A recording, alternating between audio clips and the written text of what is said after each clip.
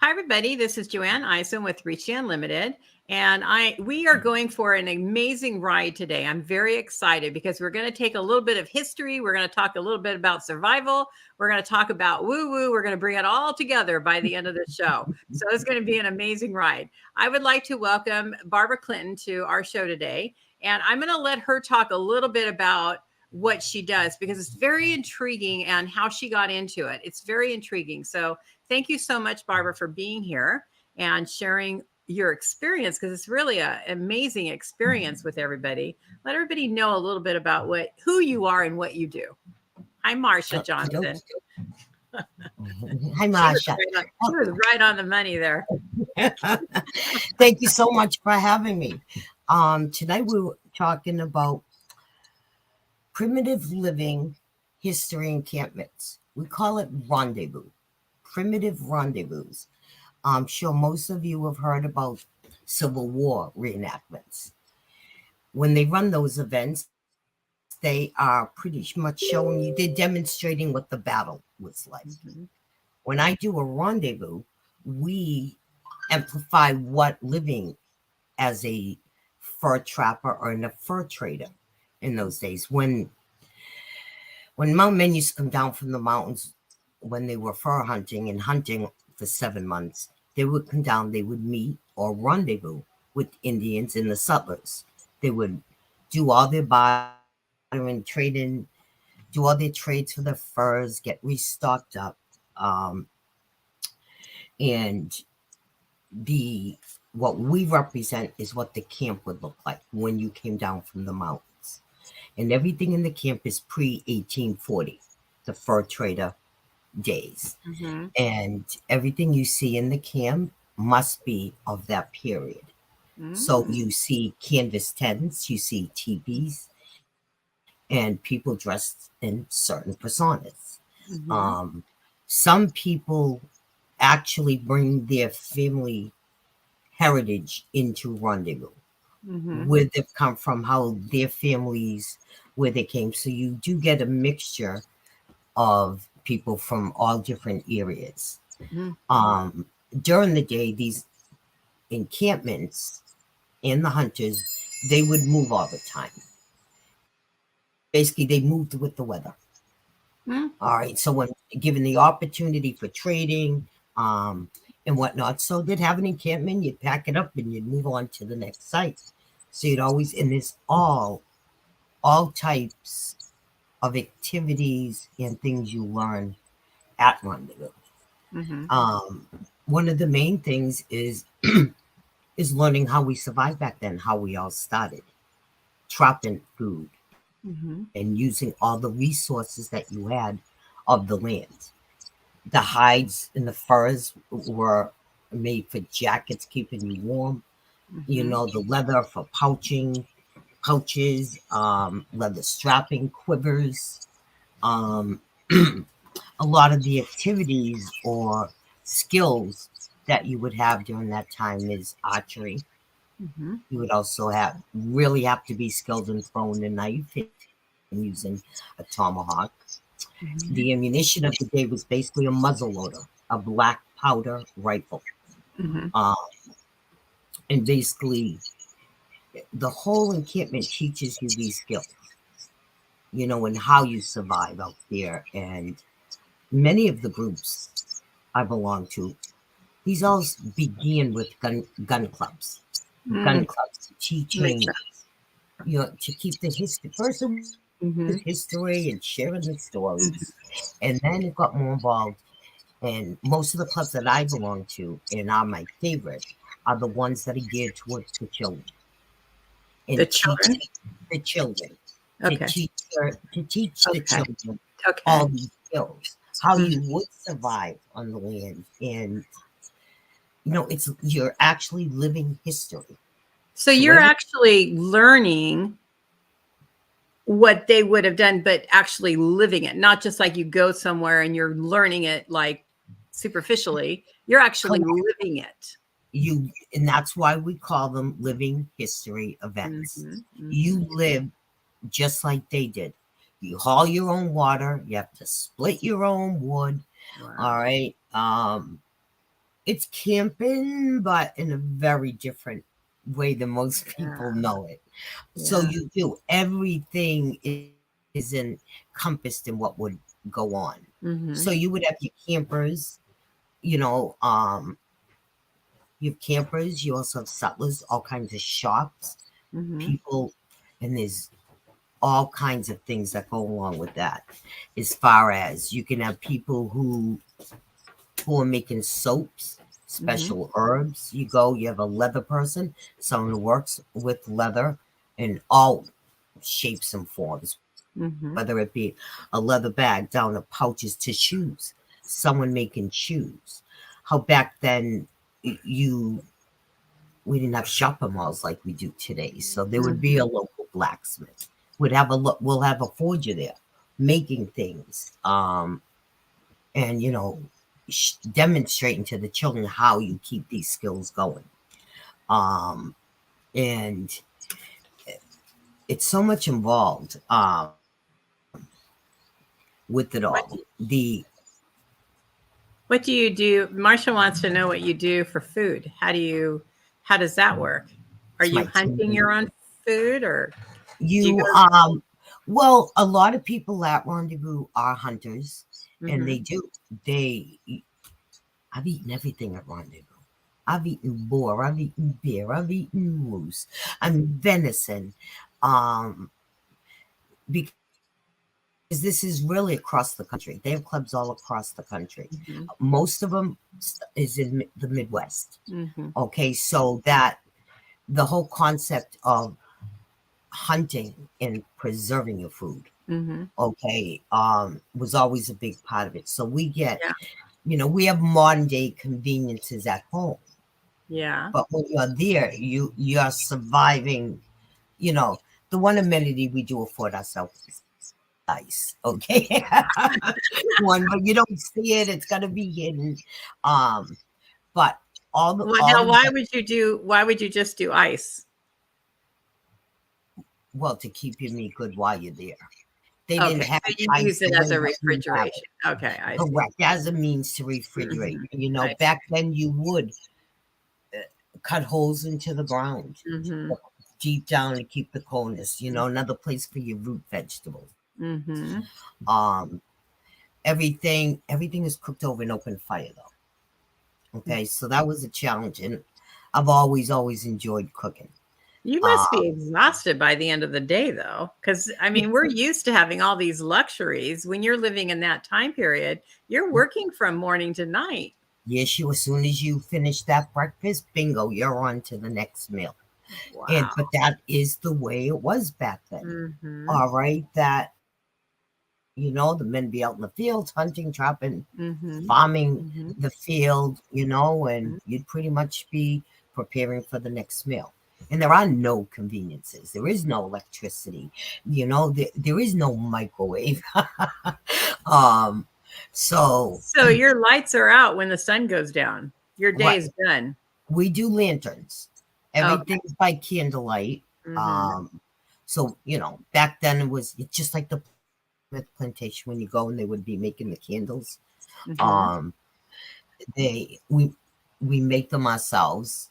And again, you have people who sell lanterns, all the weirs and things that you need to use. Wow. You have different vendors, or we call them Mm-hmm. suckers. Mm-hmm. That's what their name was back in the day.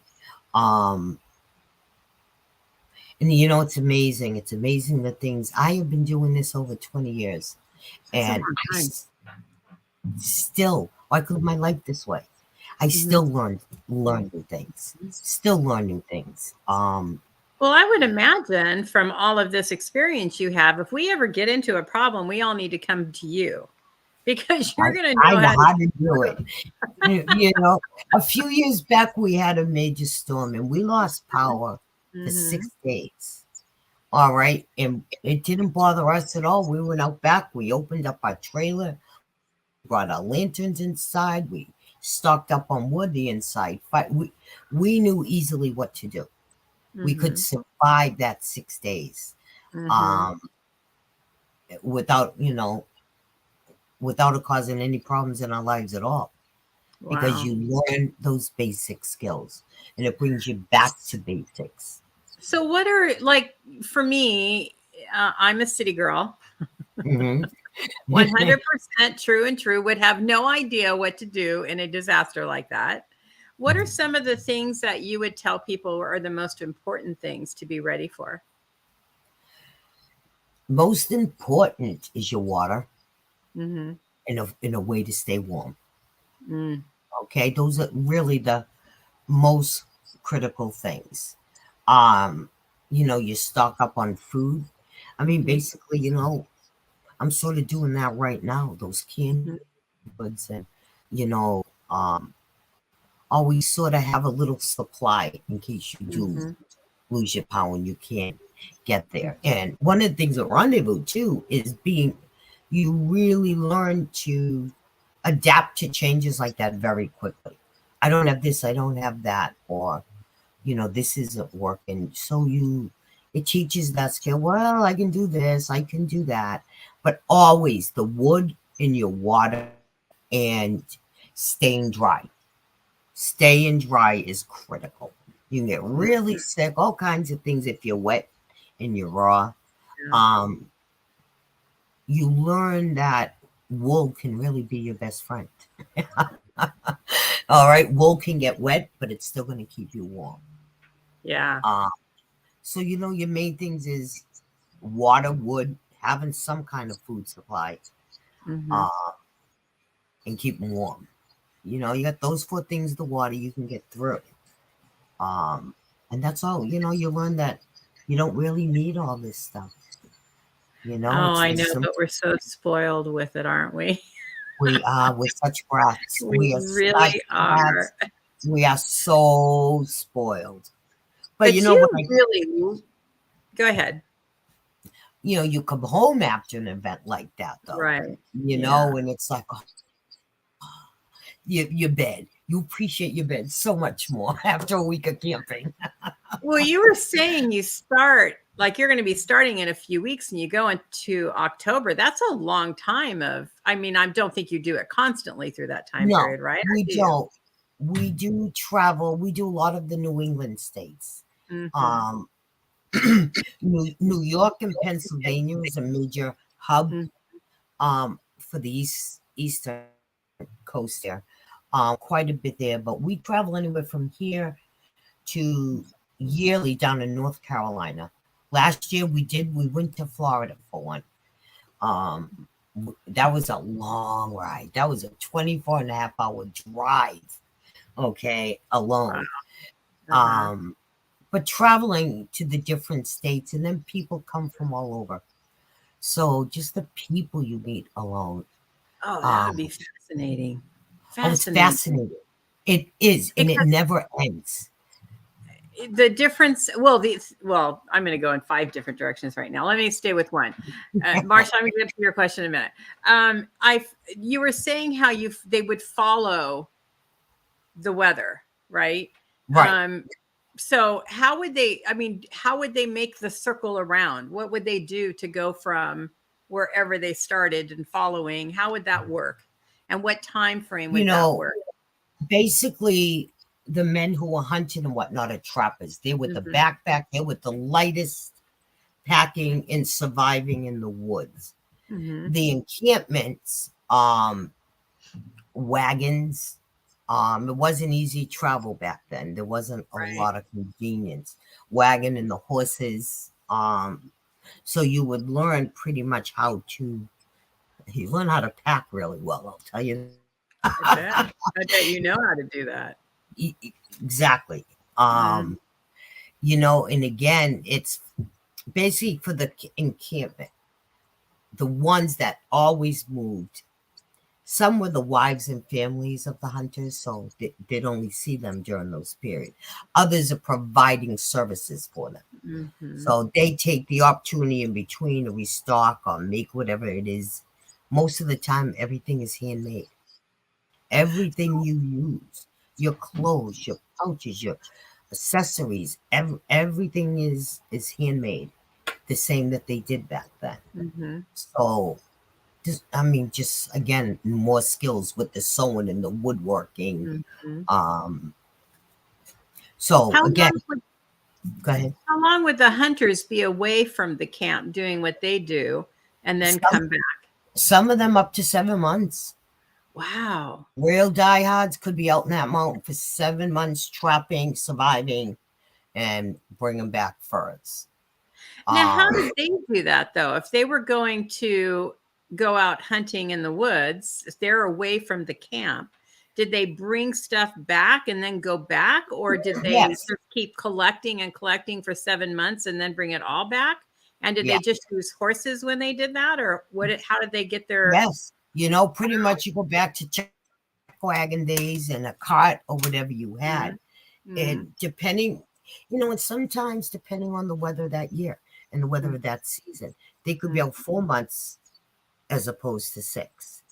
So again, it would always go by weather cycles, and there was almost like a circuit that they built. So that, well, we know most of them are going to come down in March, mhm, or some of those that go for the winter. mhm. So as time went on, it's almost like setting up different posts, knowing this time they'll be coming down in this area. All right, Mhm. it's a little bit warmer, whatnot. So following the weather patterns and following the routes throughout the mountains, Mhm. throughout the lands, That would they be would have cool. different locations Yeah. that there'd be, it's like, all right, where we rendezvousing? Where we rendezvousing next?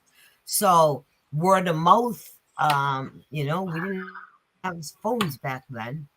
So they didn't go So as like a train. They would all disperse and then just meet at wherever they were going, or some did they of the actually go like a train? some of the camps did. All Okay. right. If you were in the camp Mhm. most of the time, they Mhm. would. Certain groups of them Mhm. would travel together. Some that had common trades, Mhm. working with each other, so they each had different wares. Um, um, they're pretty much a trader. You had traders, you have settlers who own shops. You have traders who might have a specialty, but they'll do a lot more bartering. All Mhm. right, there's a lot of bartering that goes on, which was common back in that day. Mhm. Um, I'll do this for you if I can do that. I'll give my eggs from you if you can give me milk. Mhm. Um, and then you have your everyday person, your camper, and we have what we call blanket trades that Mhm. people will throw a blanket down, whatever they're trying, maybe usually pawn off that they don't want to be carrying anymore. Most of the time it came down to weight and the convenience of packing it. So um there's all kinds of um there's so many, the What? beadwork skills, crystals. Yeah. What got you Um into this? my What brought? husband actually. So My was he husband, doing this before you met him? Was that something he was yes. already? Okay. He had been doing it probably almost 10 years when I Wow. had met him. And that's a funny story too. The first time I went to one, I'd actually broken my tailbone. And he's like, come with me. I'm like, what? What do you? He goes, I promise, I'll make you comfortable. And I tell you, I stood there. They made an outfit with me, just standing there around me, and I was comfortable. And after that, I was like, if I can get through this week of camping and do all this with a broken tailbone, I'm like, I can do this anytime. That's So I crazy. really went to my first one being injured. Um, and I And love then it. you raised your kids doing it as well? Yes, brought my children in Wow. on it, and they loved it. Okay. They don't want to go back now anymore. It's funny, um, because all the children are different. You have to Mhm. doing this 20 years. Not Yeah. only my own children, but you see other children grow. You Mhm. see how they develop in their skills, and Mhm. growing up in this environment, you see that difference. I mean, they turn into good human beings who are kind. They care about their neighbor. They have more confidence about themselves. So that watching watching these kids grow up in their personalities, and then Yeah. how they how they are as young adults. Yeah. It's amazing, and it really warms your heart. Just, really warms your heart. Well, I would imagine just by giving them the tools of being able to provide for themselves, no matter what, has got to give you that confidence in life for sure. Exactly. And they start the kid young, as young as they want to. Um, Most of them, well, some of them between hawk and knife and archery. You'd be surprised. You got the littlest ones up there, Uh, the yeah, bow's 3 times bigger than they are. I know. Um, but it keeps you young also, Yeah. and to realize you're passing this knowledge on. All right. And Yeah. look what's going on in the world today. Gee, I wonder how I many of them are going to find how useful some of these skills are going to help them right now. Um, Absolutely, absolutely. I worry too, though, about we're always waiting, especially in California, for the next earthquake or whatever. And I mean, in anywhere you live, we have natural disasters, and really we're ill equipped to be able to take care of that. We don't right. have those skills anymore to be able to provide or survive. So you have to learn them damn fast when you get into a situation like that. Well, you do. Well, Yeah, you do, and I think too, learning these primal survival skills, right, right. the mindset that it gives people that, especially Mhm, the kids, okay, just mhm, that thought process of how you get things done. It mhm. gives them a little bit more confidence to look for an avenue for a better solution for what, they just have more confidence in trying something. And their mindset is already in survival Right. mode.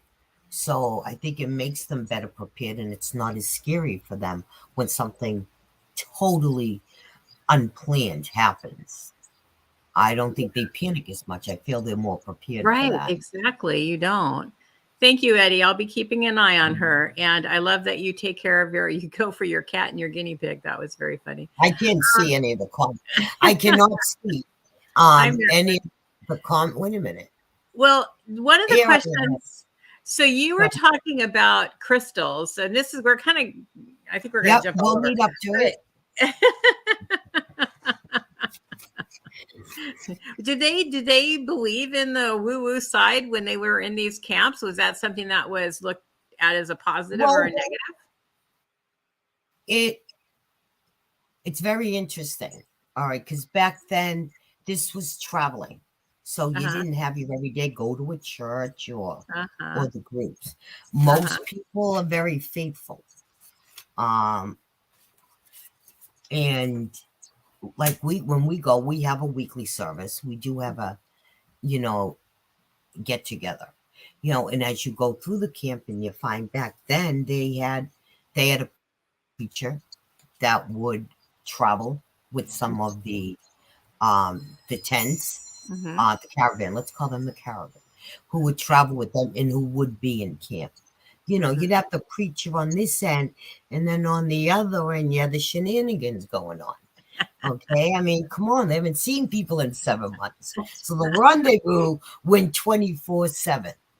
I Oh mean, they my. did all their drinking, their partying, socializing, um, and try to cram 7 months worth into 7 to 10 days. Um, and as part of that, you did have you had a lot of, they called them mystics. Some of them just called them Mhm, gypsies. mhm. Yeah, Actually, unfortunately, some of them were just called Jezebels, even though what they would. And coming back and looking at things, the card readings, yeah. card readings were always, they were big back then. The card readings, the rooms, people still, you understand that the encampments were not only the campers, but there were Indians. Okay, some of the trappers, the frontiersmen, would Mhm, marry Indians, mhm. Indian, and an Indian woman always came with a teepee. She always had a lodging. So the there's always a respect for the Native American, in their skills, what they've brought. There is a common respect. And when we rendezvous, they are part of the encampment with everything that they offer. So drumming and all that spiritualness has always been a part of the rendezvous. People sell crystals, they do different things, but no one's been really practicing Reiki, practicing any Reiki or medium or any of these skills. So last few years I've started talking to people, and mostly I started with healing and Reiki.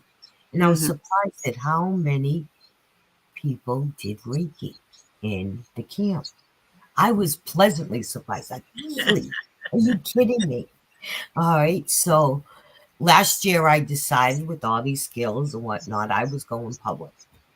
So I put up my sign, mediumship, Reiki healing, card readings, and was a little gun shy about it at first. But these are people I have been with for over 20 years. They know me. Okay, I know them well, and just open the door to it. And I'm actually very excited because people were very open to it. Very open to it. A little more card reading than Reiki.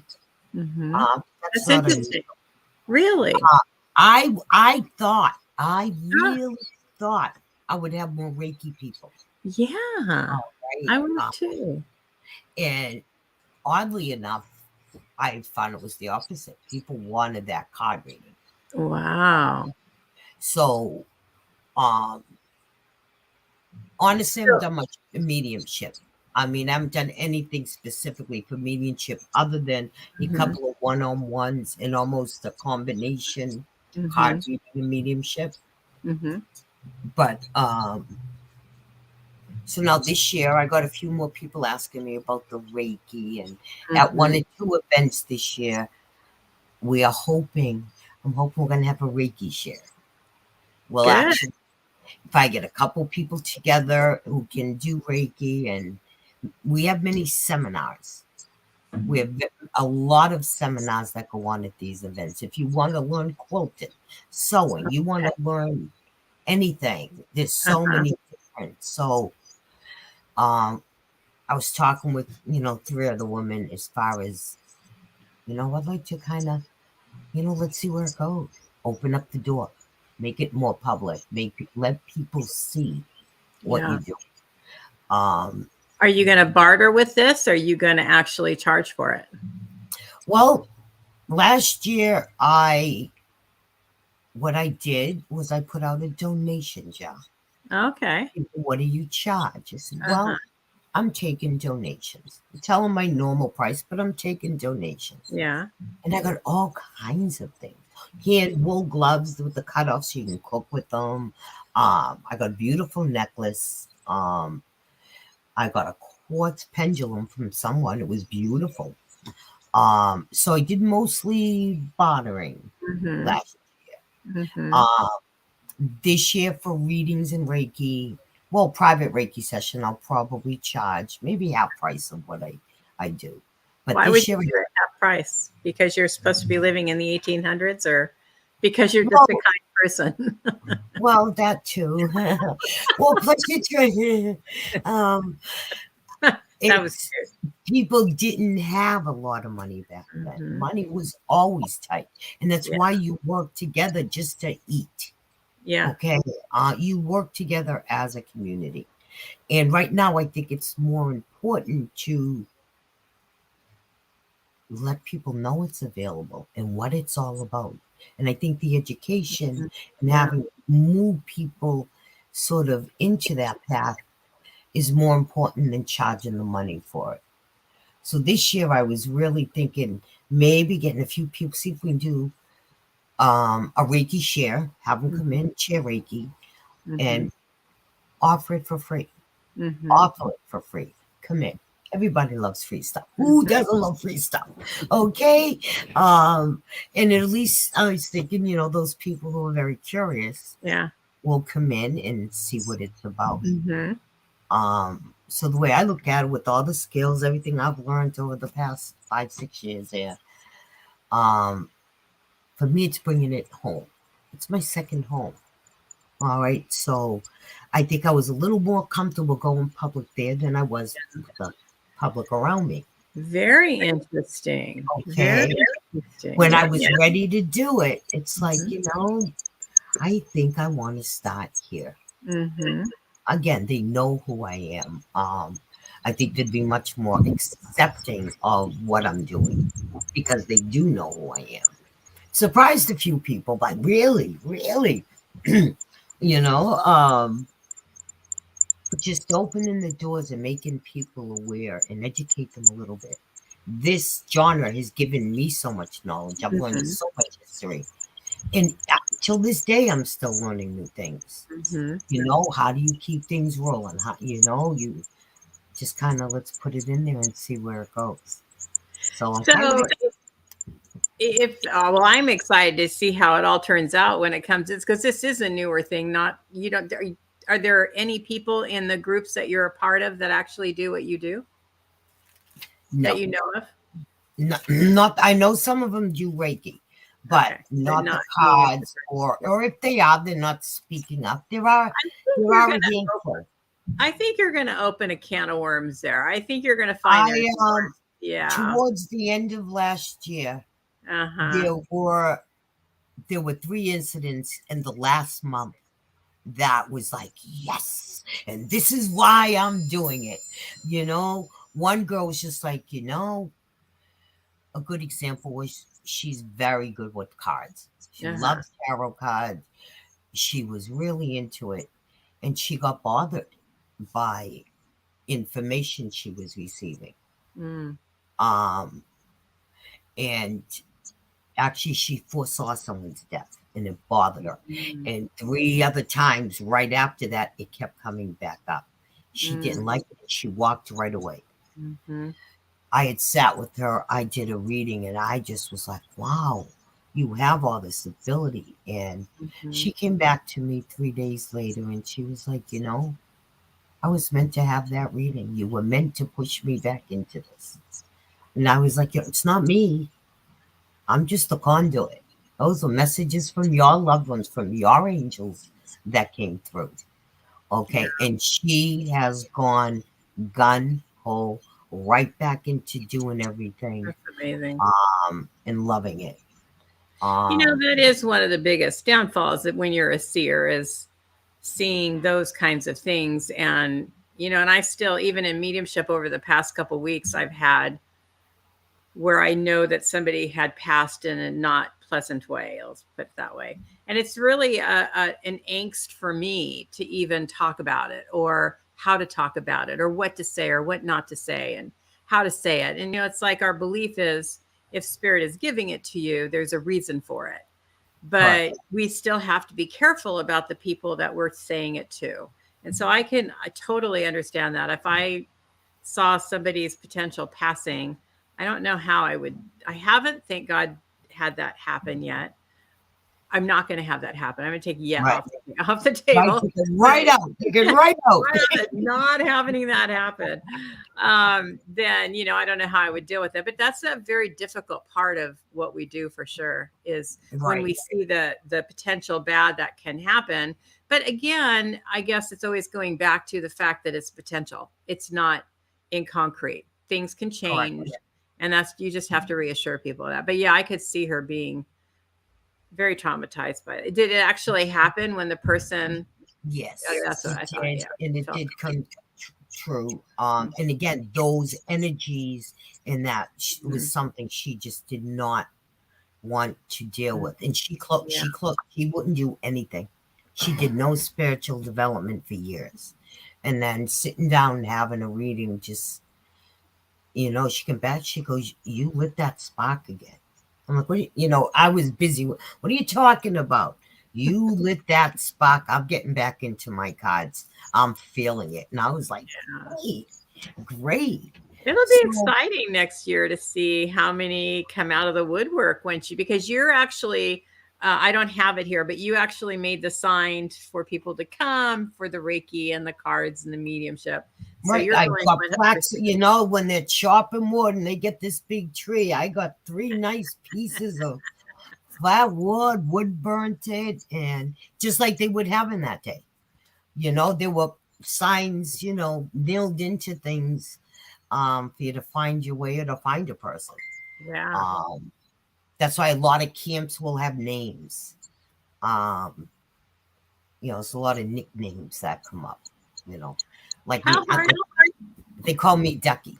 Yeah, that's right. If you ever see her on Facebook, she's a duck on the Facebook. And that's all my rendezvous friends know it's me. They have no idea, most of them, that my name is Barbara. They only know me. Okay. I have had some serious back issues. I've had several surgeries on my back. And years ago, when my back started getting really bad, I literally waddled. I waddled. Oh, wow. Okay. Now you can hear my voice. It's getting to the end of the day, a little raspy.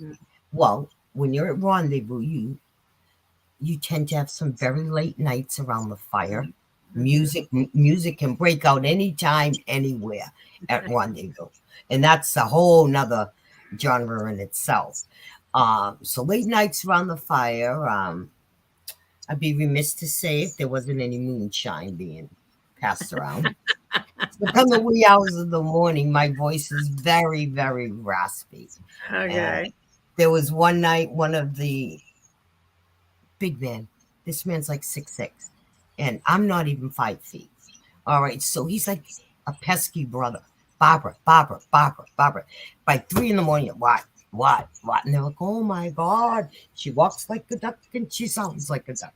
Oh, so the name became Ducky. But everyone knows that voice too. So it's a term of endearment now. Yeah, okay? yeah, And it's actually a very nice thing. Yeah. That symbolism is something I'm very happy to have attached. So if people wanted to get involved with this, how would they even start? And I would say, can they start? Because to me, it would be like, no, I can't. But how would they even start to, join? And that's always a challenge for any club, any group trying to get more people in. Yeah. We encourage a lot of time visitor days. All right. And people come in to see what we're doing. All right. See what's going on, how we're living, what the activities are that are going on. And we have had people like, well, I think I'd like to stay. All right. Go pay the registration fee. People, we'll dress them. We'll find clothes that'll fit them. We'll go through the whole camp if we have to. Okay. Most people get help by other people. Anyone wanting to look at events could go to Primitive Rendezvous, and you can find listings. They have them all over the place. And it's a slow start. It takes you a while to build up all the gear and all the things that you need. Just a tent. You need a lodging. You need proper clothing for back then. You were talking about proper clothing for back then. How do you go about how you get that, how you obtain that? How do you go about how do you pick what you're going to wear? How does all that work? The best resource I can give for that, other than history books, James Townsend is a company that makes primitive clothing. Their Oak Hill Clothers is out there. There are different companies that do make the clothes that are all period correct stitching right. Mostly nothing is sewn on a machine. Wow, okay, that can't be cheap. Okay. You didn't have sewing machines back then. You took pieces of leather and made the best pair of pants out of it that you could. Okay. So those that do sew, though, love it, save a lot of money, but you see them out there selling clothes that they've made also. But James Townsend is a very good resource. That's what comes to my head right away. I know Oak Hill Clothiers. The other one closed down. Um, so again, even your cookware is mostly cast iron, Mm-hmm. cast iron or copper. I Copper. Hmm. I turned into a copper lover. I love my copper. Well, I over the years and with the back, I was declining, and I couldn't lift or hold the cast iron Mm-hmm. anymore. So I started switching over to copperware. Mm. Copperware, I just love cooking with it. It's much lighter than cast iron. Um, so again, it takes you a while to build up what you do need. All a trekker needs is what we call a nesting set. It's three pots in one. You'd have one pot be able to fit another one in, and usually a little coffee pot would Mm-hmm. be the third one, which would actually have an insert which you could use for a cup. So Mm-hmm. when you went trekking, you carry the least amount Wow. that you had to. Um, there's all kinds of things. You have people smoking. They got hides over fires, smoking things. Um, just seeing people cooking and the different ways you can do things, and never mind just the different foods. 'Cause I love Right. cooking, but I like eating it too. So there's all kinds of. And there are times I'll be like, what is that? And I have no idea what it is. Oh no. Oh, yeah, Oh no. well, yeah, not if it's what we Uh, call a possum porridge. And that would oh. be, well, if you did it right, it could be very good. Oh You gosh. would take your leftovers every night and add them to like a pot of Mm-hmm. soup. Mm-hmm. You'd keep it going during the day so it didn't sit and it didn't go Yeah. bad. Yeah. So, and people still do this. Every night their leftovers go in, and at the end of the week, it's a stew. And they call it possum porridge. Oh. Oh, that's That's, scary. Oh my gosh. yeah. You can. I tell you though, I make some of my best meals over a fire.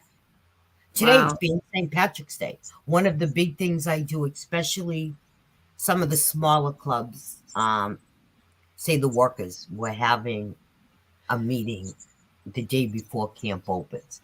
I have been known to take my big pot and cook a corned beef and cabbage meal right over the fire for everybody.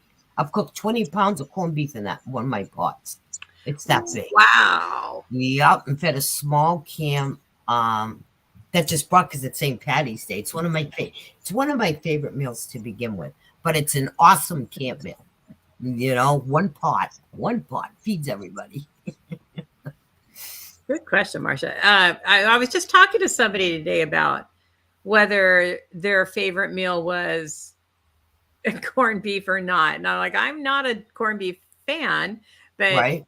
I've always had it cooked from a crock pot. You don't cook it from a crock pot. Never have. Never have. Just like my baked beans, though. I would not cook my baked beans in a crock pot. I give me a ceramic bean pot. Uh-huh. Um, and again, doing this type of living, that's how you baked them back then. And you would Yeah. put those ceramic jars into the ground. You'd get a fire going underneath them, build a coal, put in the pot, cover it. You go back a few hours later and your meal's all done. That is crazy. Um, but I compare, we'll use the baked beans, compare cooking baked beans in a ceramic pot as opposed to a crock pot. Crock pot's not bad. I've had them in the crock pot, but nothing is better than those ceramic bean pots to make baked beans in. No I one asked is you. about it. I asked you which is better, a crock pot or your cooking of the That corned you beef, and you said, crock pot, eh. eh, eh, eh. So It's just when's the last time you've done one of these trips? the last one I did last year was in Oh, you October.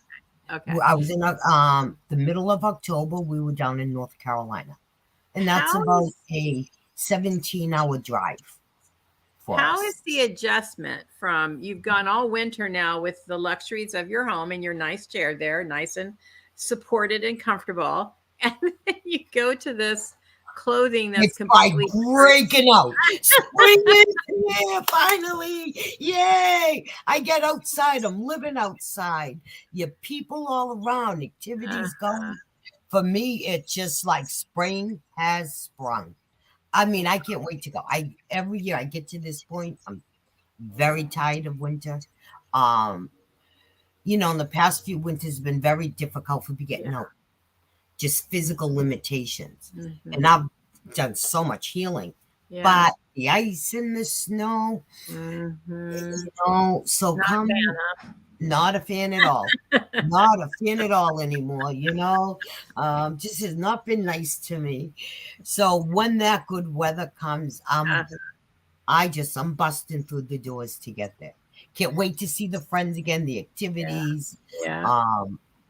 The daytime is very busy as life would be back then. There's all kinds of busyness and things getting done, and everything is prepping.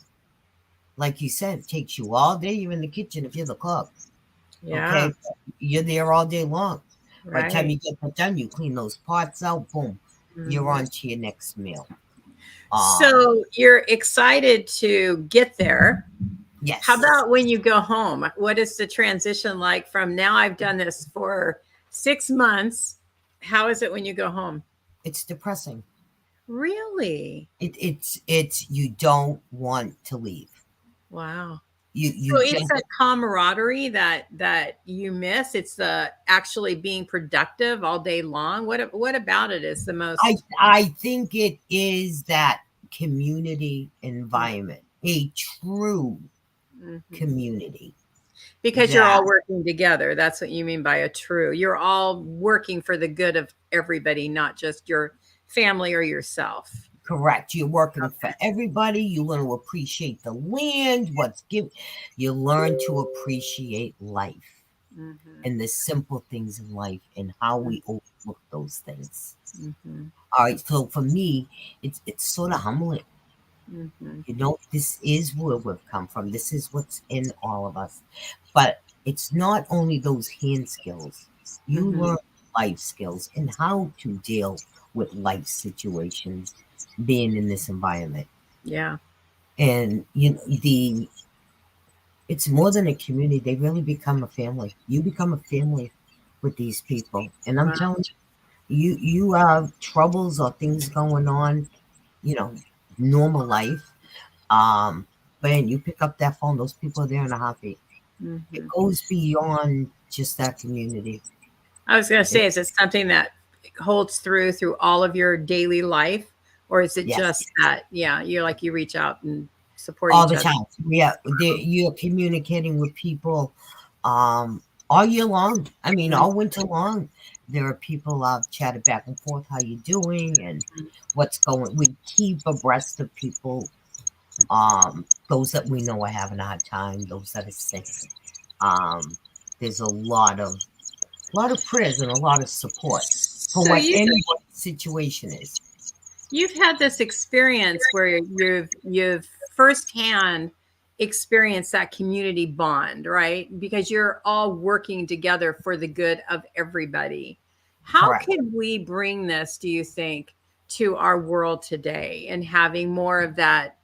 Not like, I feel like there's a falsehood in people where you're not really showing who you are. You're not really sharing about who you are. You're not really supporting, other people because it's all about your problems. And, we're just like in this detached environment right now. What do you think are some things that we could do to bring it together? It's a great, great question because that's the question I was asking myself in developing and the schools and, what do I do with this and where does it go? One of my biggest concerns is the desensitization of people. They're not, they're so desensitized that, I don't care about that. They don't care about things. They're caring about their own little world. And I just feel that for me, it was speaking. speaking my truth, Yeah. learning to speak up. Okay, a big part of me going public was getting over that. Mm-hmm. That was my challenge, to get over that. How do I speak what's in my heart? And um, again, starting with the Reiki and the healing. Mm-hmm. Okay, and then I think it's leading by example. And I'm hoping, I'm sort of using this group as a way to Mm-hmm. show me ways that are going to work to bring this out. How do you communicate? What will bring people forward? What will open people up just to talk about it? They Mm-hmm. don't even have to do anything yet, but just to start that conversation. Mm-hmm. All right. And to, kind of get that energy rolling. So this year I'm trying to add on Reiki. I Mm-hmm. actually ended up doing 2 church services because the preacher didn't show up for this or that. So we're sort of able to, you know, very light, very easy. Let's have a couple of songs, some healing, Yeah. and just being grateful. Um, so I think it's bringing it back into people's lives, you Well, know? I love what you said about being grateful because I feel like in our world, we're so guarded all the time, protecting our images, protecting our whatever we think, right? We're always protecting our security, we're protecting so many other parts of us. Um, in that particular kind of situation, you have to be vulnerable because you are working together. And so, I guess for me, it's like, how can we show people in today's world that we don't have to be guarded? We don't have to be, it's an illusion within our own mind or in our own body that we feel like I have to have this wall around me of protection because if I don't, somebody's going to hurt me. Hurt me. Hmm. Um, and that's again leading by example. I feel the only way we really move out of that is showing that kindness and taking that time for compassion. You're Yeah. at Rendezvous, you don't walk by someone who's dropped everything and they're struggling getting something. It's automatic. It's it's you just that person needs help. Trying to get people secure and being able to feel it's okay. It's Yeah. okay to step out of that box. And again, Right. it's by example. All right, so it's a little difficult for me trying to just talk and explain, bringing love and light to everybody, and people looking and they're rolling their eyes at you, like what the heck is this chick talking about?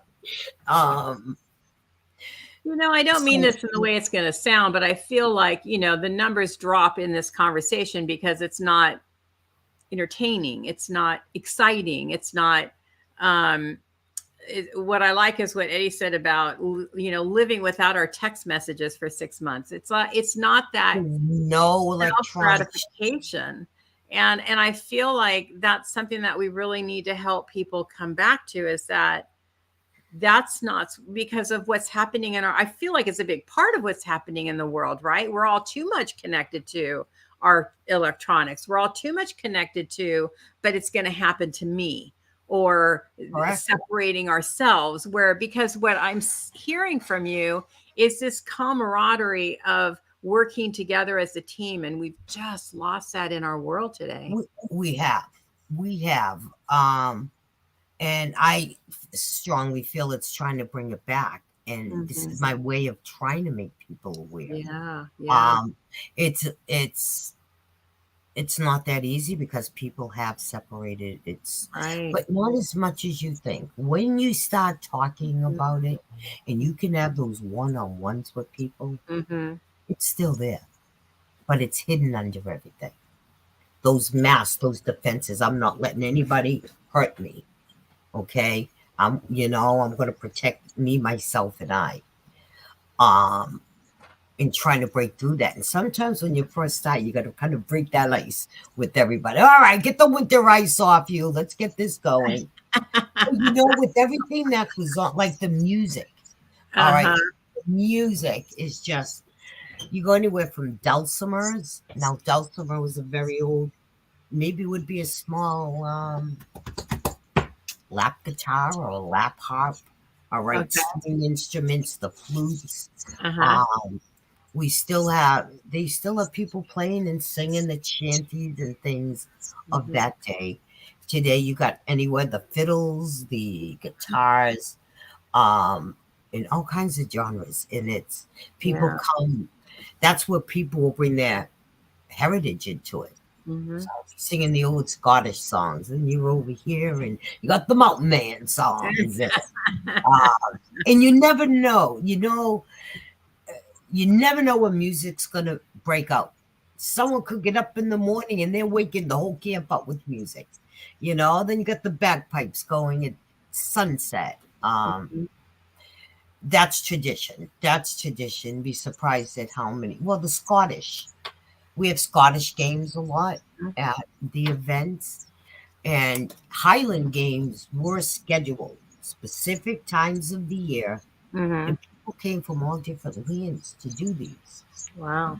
So, um, the Highland games represented the strength of nations and your tribes, and really originating in Scotland. It was a way. That's how people communicated around the world. That's how they knew what was happening on this side of the world as opposed to that side of the world. Would Wow. be games like this, because you But had they the would have best. had to have left their land like 6 months before they got here to do it, and then 6 months to go back. So that That's what wasn't a they very did. often. That's what Wow. they did. So, as a trapper, Yeah. okay, that's going to take me 6 months to get over there. They would plan a route that they would be hunting, be able to turn it in order to survive, still making the money. All Wow. right. But this was the only way they communicated with each other on events Wow. going on in the world. They didn't have that cell phone. They couldn't sit down and use Facebook. No. Back in the day, Pony Express, man, you wrote that letter and prayed that they got it.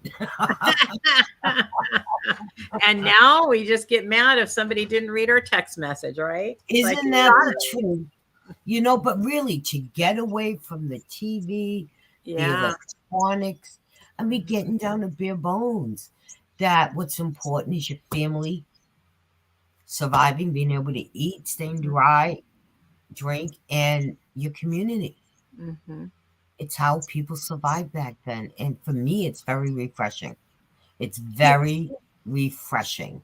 you must go through some withdrawals though in the beginning of not, oh, I gotta go to my cell phone. You have to. I can't You, even you, imagine do, you don't. you do. And I'll be honest, I have a grandson. Yeah. Okay. So, what anybody can see Yeah. must be period correct. Okay. Me, I do keep a cell phone inside my tent. Yeah. And what I do is my daughter, I'll be like, I check my phone as soon as it gets dark. Okay. Check my phone once a day. That's in case there's an emergency. Yeah. Something needs to be dealt with. My phone is not on the rest of the time. They're not allowed in camp. They weren't. They weren't That's there. another thing. If you come out with something that's not appropriate, the Uh, first time it's like, I can't. You don't walk around with a can of soda. They didn't have that back then. You pour it into a cup. okay. Someone would nicely say, could you cover that up, please? Now, if you continue to break the rules, Right. they'll they'll bring charges against you and bring you to kangaroo court. Oh my goodness. Oh yeah, My you talk goodness. What about happened medieval then? court. Fun. People have been tarred and feathered. People have been put in stockades. Um, Someone was a jerk Oh one my. night. All right, and kept his neighbors up all night long. Therefore, he had to cook them all 3 meals the next day. That was his punishment. Oh, how funny. So to keep law and order, Uh-huh. um, they do it in a fun way. But again, back then, if you're in a community and you have that one person really bothering everybody, they Uh-huh. came together in a group and as a group decided what to do with you. Okay, so and to sit and watch a kangaroo court, it's fun. It's just so much fun. The law of the land and the law of the community, couldn't call a policeman back then. You were Yeah. your own police. And that's good and bad. That is good and bad. Some Yeah. of the most serious offenses, and there aren't that many. I've been doing this 25 years. I think I asked I that. remember the police being called twice. If the Wow. police have to be called, you are escorted off the property. You are Wow. no longer part of the encampment.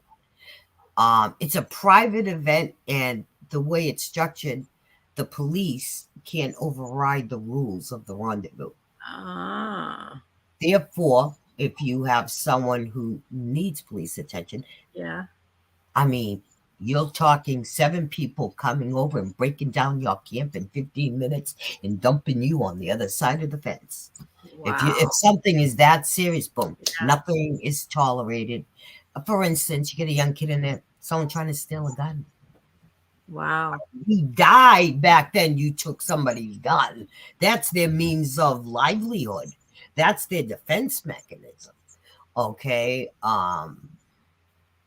And So you bring up an interesting question, and you cannot answer this if it's controversial, but we have a lot of craziness going on with guns in our world today. What are your feelings about how that should be handled? Because I know you're in a time period where that firearm was respected, and they didn't even have what we have today, but it was still respected because of the fact it could kill somebody. anything we do, especially with the rifles, Hmm. pocket knife, archery, safety is number one. And the Hmm. biggest word you said is respect. You learn to respect your instruments, Hmm. that these aren't weapons, these are tools for your survival. You don't go into it looking to harm anybody. Yeah, you You're just taught have it. Mm. what they're used for and how they're to be used. And then they would do a muzzle loaders, the caps, putting that black powder down into the gun. And no, the first safety and respect. You learn how to handle that gun or that knife, Mhm. to respect its use. It's Disrespect of any kind of animal, like bolt, you don't touch anything mm, you hand until a child. If they inappropriate behavior with a pointing it at somebody, oh mhm. no, you're done. They'll get banned for the year to Wow. teach that lesson. This isn't anything. This isn't a game. People can get hurt, and it's safety and respect is the first thing taught with Well, I any. feel like that in that time period, people respected each other as well as what they were doing. And unfortunately, in today's time, we don't respect each other. We've really lost that part of it. So it's not just respect for the firearm or whatever the weapon is, it's actual respect for your fellow human man. Right, right. A big part of what we're missing. It is a big part, and I think when I do these events, um, you're constantly reminded of that. And it's one of the reasons I think I never want to come home. I think if you're in that kind of environment where everybody is working together as a community and you're working cohesively together, not argumentatively, but cohesively together, why would you want to come back to this craziness other than I like my warm bed, like my heater? The comforts of home. I The do like comforts of home. I will say when I do come back home, the first thing is, to lay in your own bed. There's nothing like your own bed after a vacation. What do you sleep on when you're out? Well, people do all sorts of things. People just throw blankets down on the ground. Other people build beds. Uh-huh. There's a lot that they just come apart. You can have ropes underneath for your slats or put in wooden slates.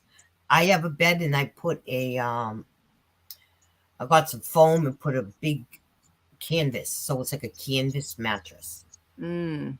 that I put down on the bed and I can lay on that with my blankets.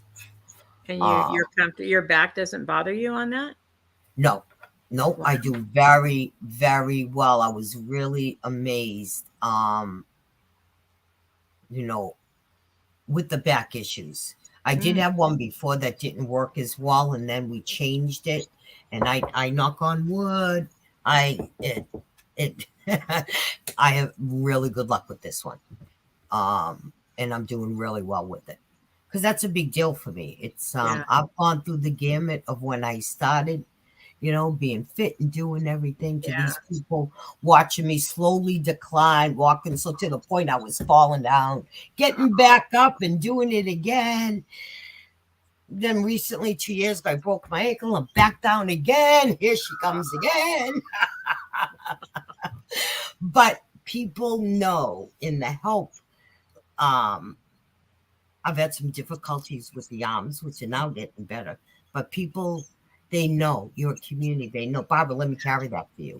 Yeah. All right. Asking people for help.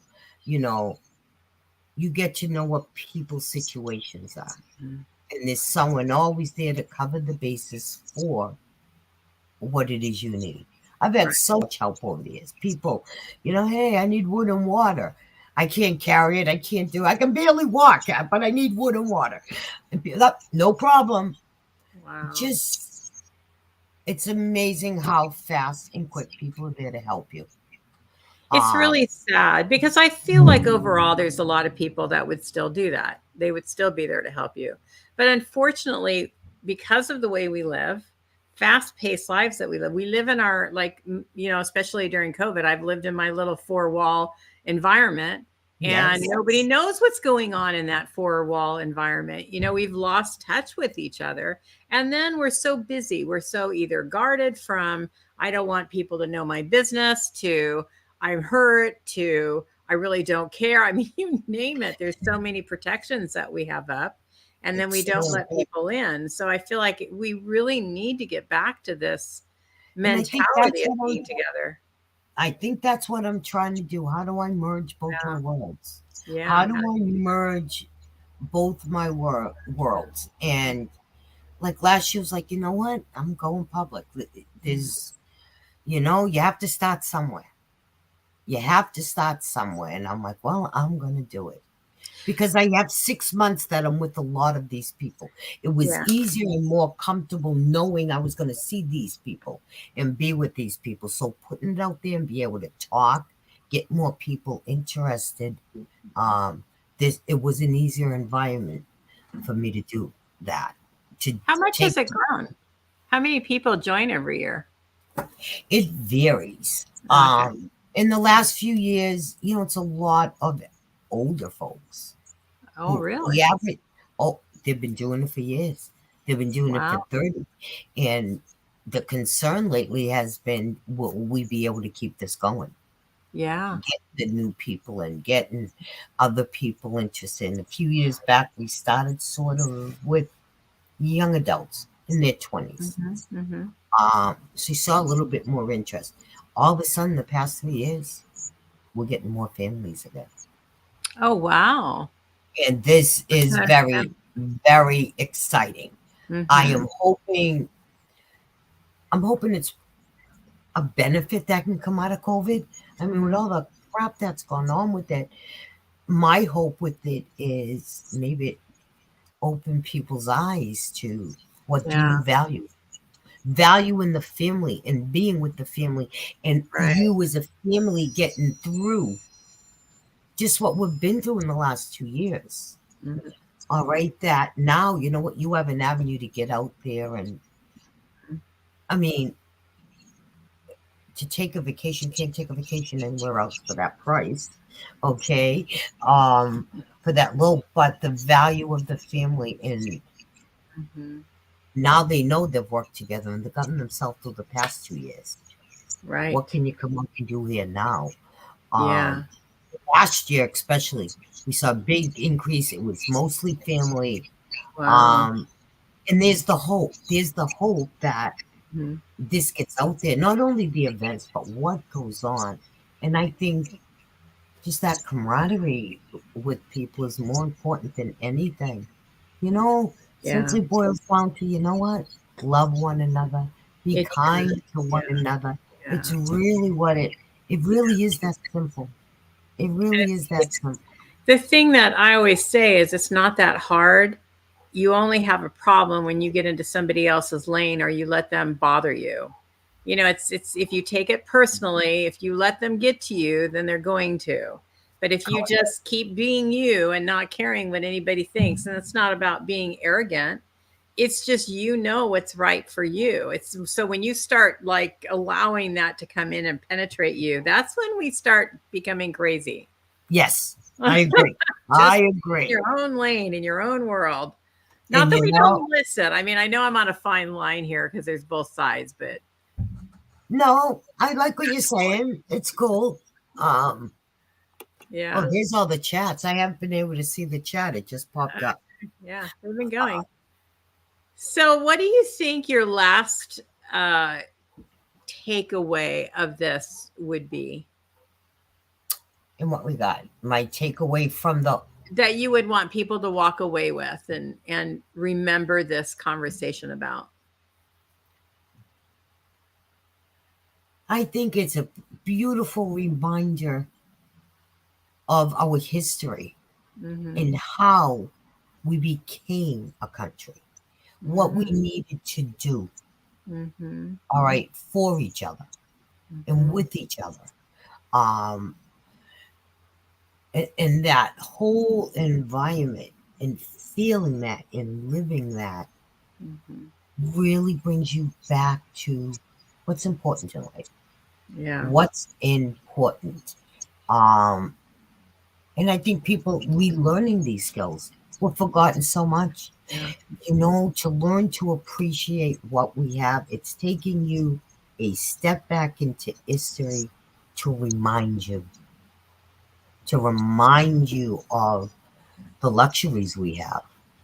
Yeah. And it didn't just happen to appear in the mall. Okay, how did it get there? You know, um, Or on Amazon. yeah, exactly, exactly. Either Well, one. pick. Um, Uh, that you know, it's the pride. It's a mm, pride behind just people and being able to look at us going through COVID and look at some of the right. things, you know, being proud of sticking together and getting through it. Not Yeah. all of it's pretty. And just like life is not always pretty. There are hard times. And sometimes they're hard to deal with by yourself. Yeah. And being in this type of environment really brings out the good in people. It shows who people Yeah. really are. It does. So the Yeah. biggest thing is that reminder of the simplicity of life and what we mean to each other. And being with each other and working with each other is really what makes the world go round. Absolutely. I agree with you 100%. You made me think of something, though. Totally off track. Well, not totally off track, but This how, topic can have you go in so I many know. different. That's why I made How notes so I many, wouldn't be gibberish. how many single women do this? Interesting question. Well, back in I the got two day, of those from you tonight. I'm doing pretty good. yes, I like you. You get really good at this, Joanne. Thank Um, back in the day, you. Mm-hmm. the only females in camp would have been Jezebels to Okay. entertain the men. Okay. Okay, they were the only females that would occasional cook or something with the chuck wagon. Very far few between. Mm-hmm. Not unheard of, but so this was typically a male sport. Mm-hmm. Okay. And as years went on, they found out they wouldn't survive without the women. Mm.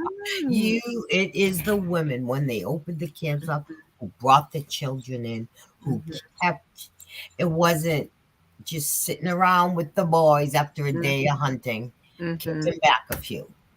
All right. uh-huh. Um, there were other things. They survived back then. They didn't care. Um, but they changed and started bringing the family unit because some of the smaller gun clubs who gear everything towards the children to teach them these things, Mhm, those are the groups that expanded, and it was family. mhm. Um, and that Jeepers creepers. I think in the last 5, 6 years, there were more females in camp than there are males now. Oh, how funny. Oh my Yep. gosh, that's Yep. wild. And I tell you, there are major competitions, Yeah. shooting, hook and knife, and archery, major. Mhm. All right. And I'm telling you, some of these ladies, man, outshine some of these men with a gun. Amazing. Amazing. And I think the last few years is trying to empower women more to Yeah.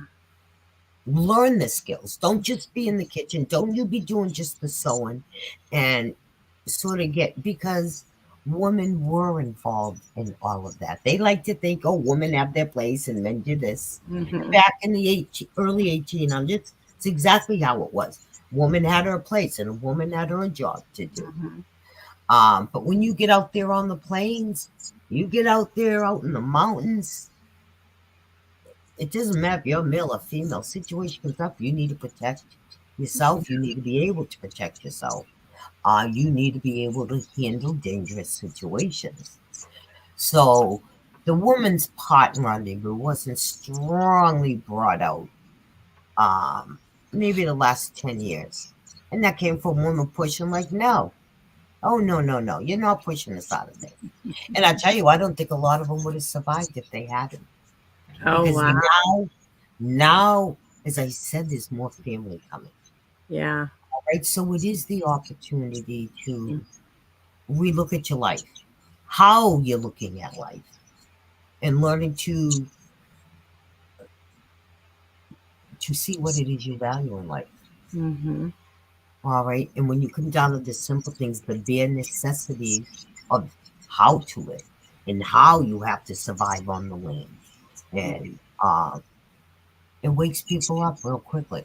People look, and it's a really, you walk into an event and you walk into a camp, it's really a love hate thing.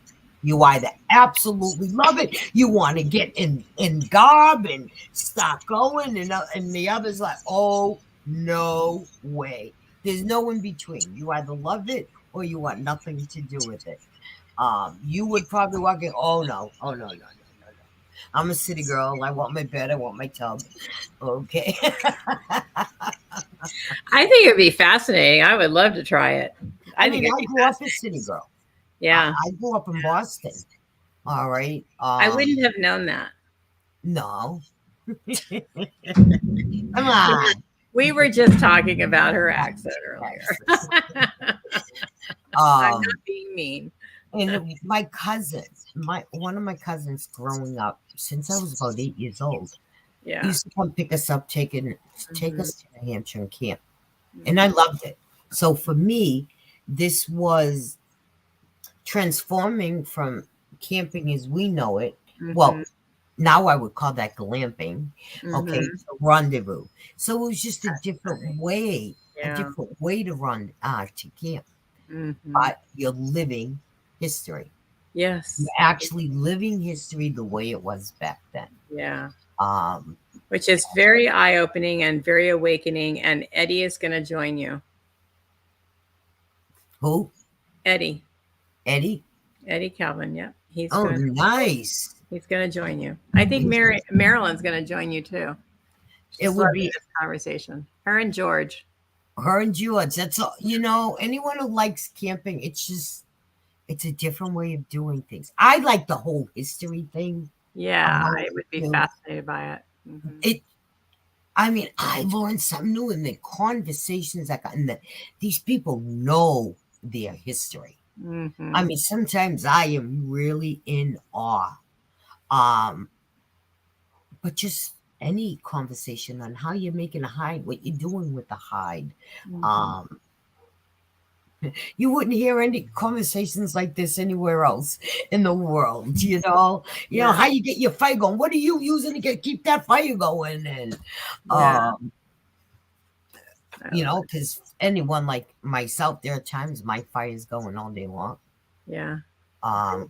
Cooking, keeping warm. Mhm. Um, you always say, well, I always have a night fire, you know.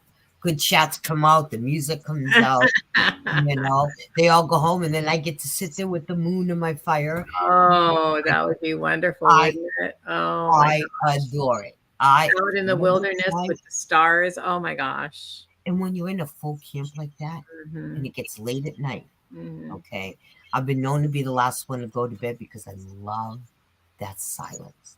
I look up and down, you see the tents, and you see a lit lantern here or there. Just here or there, you see a lit lantern, Mhm. uh, and just the moon and the stars, and it's Yeah. Oh, how just it makes it all worthwhile. No matter how hard I work during the day, no matter yeah. what issues Yeah. came up, that is my lifesaver. I do it for that, I love it. just to be at peace with myself Yeah. in the world. You Yeah. know, being at peace with myself in the world is just Yeah. there's no better feeling. There's no I better hear you. I agree. Well, thank you so much for sharing all this information with us. It's been very eye-opening and enlightening. feeling. I appreciate Again, if anyone you're interested that they're primitive rendezvous, if you put that in as a search, you will find them. You can find them all across the United States. it. It's Okay. mostly Midwest and the East Coast here. And Um, if you do that, look for Barbara and she can give you a reading oh, there you go. I'm always open for a reading. because she has now opened up her world to being truthful about who she is and what she does. I am, and I'm loving it. And the thing Yeah. is how do I bring both these worlds together? Uh-huh. So this is sort of my classroom, my I love classroom it. too. Love it. But I'm very open about what I'm doing. It's not Yes. like I'm experimenting on people and let's see what this one's gonna do. I'm Mhm. very open about what I'm doing and Mhm. getting people's reaction and Mhm. bringing them in, bringing them in so they can go out and shine too. We all have to learn. So I want to let everybody know that tomorrow night is Spirit Message readings with Marcia and I. So we will be here tomorrow night doing readings for everybody. So come on back then.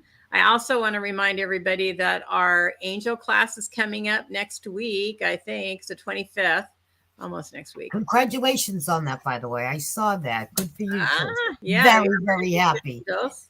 Wishing you And we success. were in conversation, and we have to have a conversation about doing an 4-week art class. And you do not want to miss this one because Marcia is making journals from scratch, and she's going to teach how to make the journals from scratch, and they are beautiful. You do not want to miss that. So look for that. That's going to be coming. And Barbara, it has been such a pleasure and a joy speaking with you. Thank you so much for your time. Thank you very much for having me. Okay, everybody, you all take care and be well and go find your community. Go out there and find the community that you can be connected to. You don't have to I'm on the fence. Part of me wants to go out there and play in the wilderness, and part of me wants to, like Marilyn said, maybe 40 years ago, I want my warm bed. But you know what? We need to take a lot of what Barbara said and go out and build the community again that we can build and trust and help and support one another. So I found this conversation to be very helpful and enlightening about how we need to care about one another. So I so appreciate it. Thank you. Thank you. Bye All now. right, everybody. Take care. And I'll see you tomorrow night with Marcia. Bye. Bye now.